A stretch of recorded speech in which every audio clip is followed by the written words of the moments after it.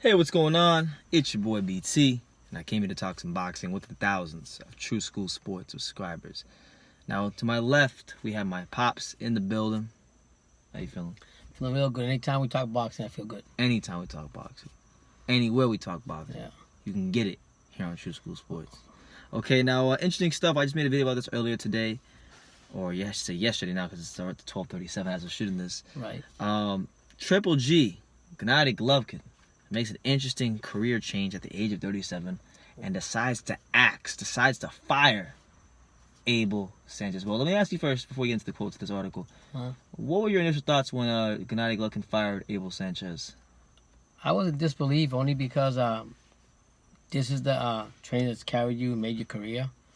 And I was just shocked. I mean, don't get me wrong, change is good. But if you're going through the twilight of your career, where might be your last fights, I will go with the same jockey that rides, so to speak, the same horse, the same thoroughbred to the end. What's that one saying we have on this channel? If you bake a cake, once you bake a cake, it's a damn cake. Yeah. So and what that means is, look, Golovkin's 37 years old. He might be able to refine his style here a little bit there, but he is what he is at this point. Not much change you can do at the stage as far as his fighting style. So it's like he can go hire who he wants to hire. Yeah. What are they gonna do for him? Like, is he gonna start moving around the ring like he's Sugar Ray Leonard all of a sudden? Well, are you? Yeah. No. Well, what I'm gonna say is this: change is good, but I don't think in this particular instance it was a good thing for, like I just said, for GG, because one, you've been with this trainer for so many years. You know what he's gonna tell you. You know what he's gonna. You guys know each other. It's like a marriage. You've been together for so long that you could see things before they actually happen, or you could, non-verbally see what you have to carry out your thing. And in this case, Golovkin broke the marriage in the wrong way. I felt that he disrespected. Abel Sanchez after all he's done for him, and the reason I say that is because I must say he's a coward going on social media. And putting out that he's going to leave his trainer when this trainer stuck it out with him no matter what, and he faced him like a man's supposed to do. As I read the article on Boxing Scene, I was like, it's more to this than what Golovkin is saying. I mean, he's praising him and everything. It's his time to go. It's so weird and abrupt too. But because what happened was Abel. I think Abel's telling the truth here, because Abel said what happened was, after he signed the $100 million, according to the article, $100 million offer with the Zone, he came with a proposal for Abel to continue training him, but he shortchanged him. We got the quotes right here. Yeah, go ahead. Here's what the quotes right here. This is what Abel Sanchez said in response to Golovkin firing him. He said, I quote, "As of today, I will no longer be working with Gennady Golovkin after a great 9-year run, record set and equaled, developing a Hall of Fame career, and making it possible to sign a 6-fight, $100 million contract with the Zone. He proposed and insisted on an insulting new trainer compensation schedule," Sanchez said in a statement to Yahoo Sports. "My dignity and honor does not allow me to be screwed like that. It's unfortunate being greedy, being ungrateful, and no ethics, honor, or integrity will end this relationship." So he seems to be very hurt and pissed off, because you gotta understand, man, like, y'all gotta remember, like, Gennady Golovkin, he got Gennady Golovkin at a time in Gennady Golovkin's career where he had a terrible contract with Universal Promotions over there in Eastern Europe. He made Triple G. I know. Look, Triple G was an amazing amateur. We know this. That's no secret. But he took what Triple G did great. He took the boxing skills he did have, and he sprinkled in some of that Julio Cesar Chavez, because Julio Cesar Chavez is his favorite fighter. Okay. He trains his fighters to fight in an aggressive manner. So he took Golovkin's boxing skills and he mixed it with the Mexican style. And you got Mexican style, and you got Golovkin knocking guys out, and you got Golovkin going on one of the greatest middleweight tears we've seen in boxing history. And he was dubbed by some, whether it be overhyped or not, as the middleweight Mike Tyson. He was knocking dudes out. It was a style that Abel Sanchez allowed him to fight it and taught him how to fight in that got him the big fights, that got him recognition, that had him selling out shows in You name it. California, Yeah. New York, getting on pay-per-view, Now he's signing a contract with the Zone for 6 fights, $100 million. Jeez. And obviously the details weren't specified. We don't know what Right. he was going to get paid, but whatever it was clearly insulting to Abel Sanchez. So it's not a good look, honestly, for boxing. This whole thing, because this is one of the great trainer fighter tandems that we had in boxing. Abel Sanchez obviously being a Hall of Fame caliber trainer. He's trained the likes of most notably back in the day Terry Norris. Murat Gassiev, who is the IBF cruiserweight champion right now, and obviously Gennady Golovkin. So just not good stuff at all. Yeah, I just think that getting a new voice, so to speak, or a new trainer when your career is almost over, you're already almost there. I think it will affect you even more, and time will tell if the decision that GG made is either going to pay off for him or not, whether he gets the money or not. We're talking about his legacy, and what Abel's done for him, he probably won't find another trainer. I'm not going to compare this to Manny Pacquiao and Freddie Roach, but that marriage also kind of hurt me too. I like Manny Pacquiao and Freddie Roach. They've had a successful run together, and I'm not saying that they broke up, but I mean, to abruptly Manny Pacquiao cutting them off and then bringing them back. It's the same here. Here, what happened is though, Abel saying his greed. If at all costs, if you didn't want to pay, give him a raise for being your trainer, the least you could have done is kept him paying the same percentage you were paying him before. Yep. And so to me, it was very disrespectful. And if you're gonna do something, and I know we're living in an age of technology and all this other blah blah blah blah, but I'm old school. If you're gonna say something, and you'll be a man, you face that man the way you face every opponent in the ring, and face him and tell him what you really feel about him and why you believe in him. Mm-hmm. And that's my thoughts on that. Yeah, honestly, I'll be honest with you. Like Triple G's a fantastic fighter. I will watch this fight, and I'll probably live for it on True School Sports. We'll have a live fight reaction for Gennady Golovkin versus Steve Rolls. But I'll be honest with you, I'm not really excited about his career. Not because he lost, but because you gotta think to yourself, what realistically? Because I can sit here and say, oh, he's gonna fight Andrade and these guys, but come on. Yeah, right.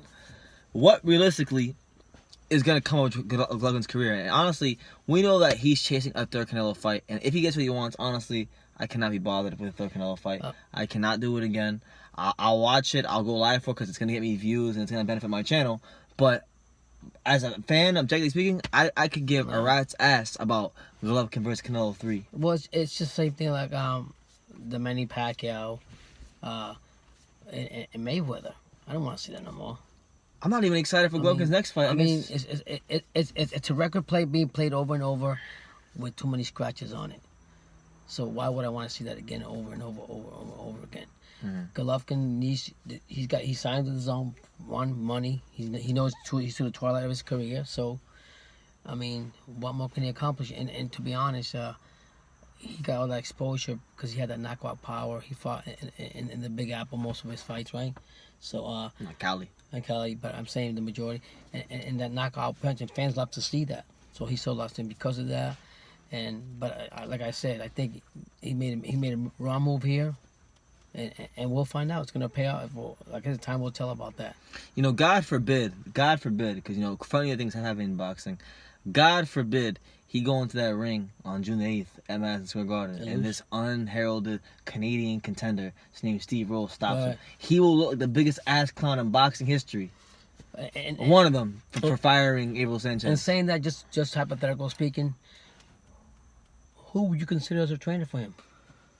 Ideally, the name that came to mind, the first one that came to mind, is I think maybe Robert Garcia, for a couple of reasons. Because one, Robert Garcia lives on the West Coast, so Golovkin is based in the West Coast, so that's logistically it makes sense. Two, Garcia has worked with a lot of Eastern European fighters. That's two.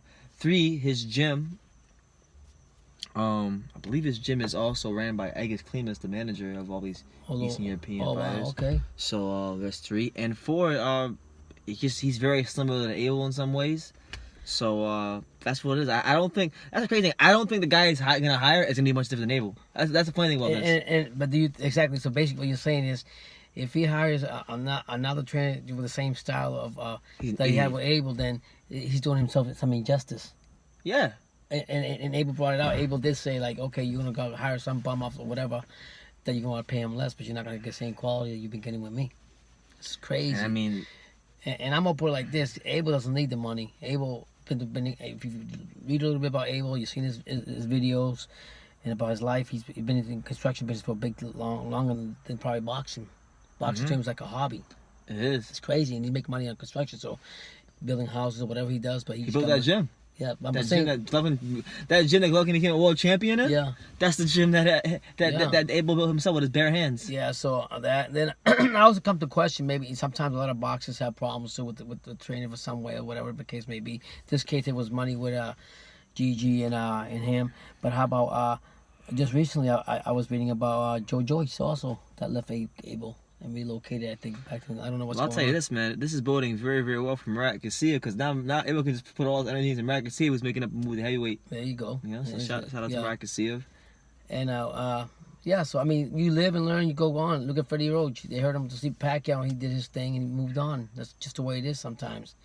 But to do it, like I said, to the end of your career, I think he made a bad decision, and time will tell on that.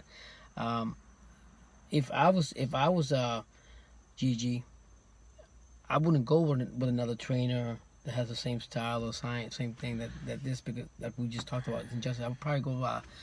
I'm not saying he's gonna go with him. I like Floyd Mayweather Sr.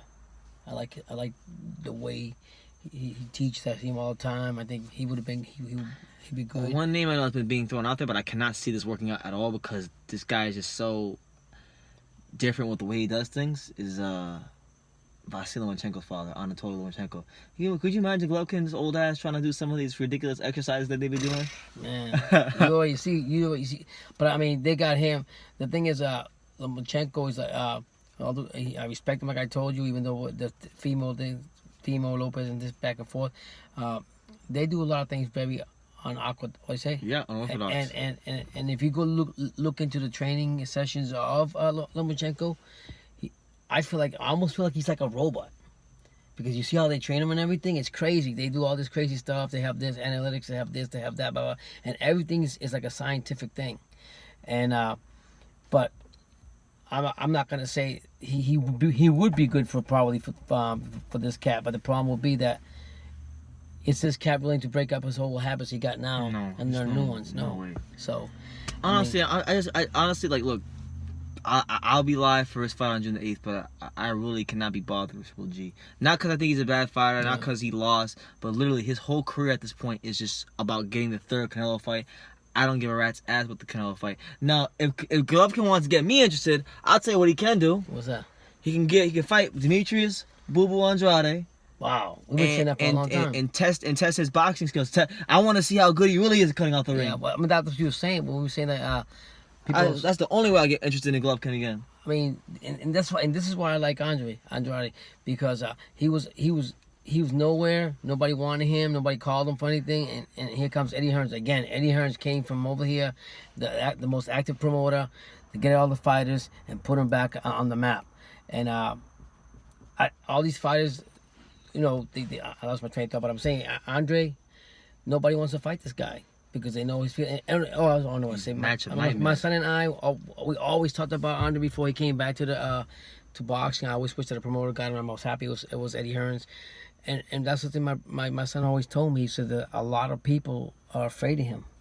They're afraid. We're getting embarrassed. Yeah, we're getting embarrassed because honestly, to be that tall, to be that rangy, to have the, I don't want to say elite punching power, but respectable punching power, head movement, counter punching, footwork, positioning, ring generalship, all things that this guy brings into the ring. Yeah. He oozes a guy that's an A-level fighter. Yeah. But unfortunately for him, he hasn't gotten the opportunity to validate the talent that we've been seeing for all these years. And I mean, I'm glad he's back, so that's why I'm happy. And Golovkin was saying, I think I saw something where they're saying that they're not interested in that fight.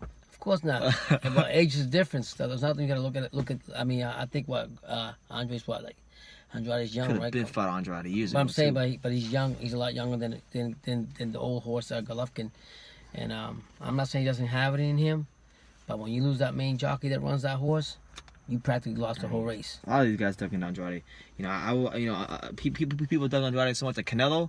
If they ask Canelo on Andrade, man, he's ducking Andrade so much that Canelo forgets how to speak Spanish. Talk them Chinese or sign language or something. He forgets his own language. Yeah. He might start speaking English if you ask him about trembling Andrade. and shaking and stuff. Anyway, that's our take on Abel and the Golovkin and their whole situation. You know, I wish Golovkin the best with his career, but I really think it was a chump move to get rid of Abel Sanchez, especially so abruptly. You know. Well, So like I said, my main thing is I'm old school. If you're gonna say something to a man, say it to his face. there you have it. And I'll leave it at So that. we'll leave it at and it'd be that. funny if GG does fight any of the 6 fights, and Abel Sanchez is one of the trainer on the other That'd side. be hilarious. That'll be crazy. Yeah. Yeah. So yeah. Leave your comments down. Let us know what you think about this. Taking the lead. There you go. And you know, this is True School Sports. Yeah. You can love me or you can hate me. Well, we just kissed from Dania. Hey, there you go. So until next time, take care, guys. There you go. You getting it down. Yeah.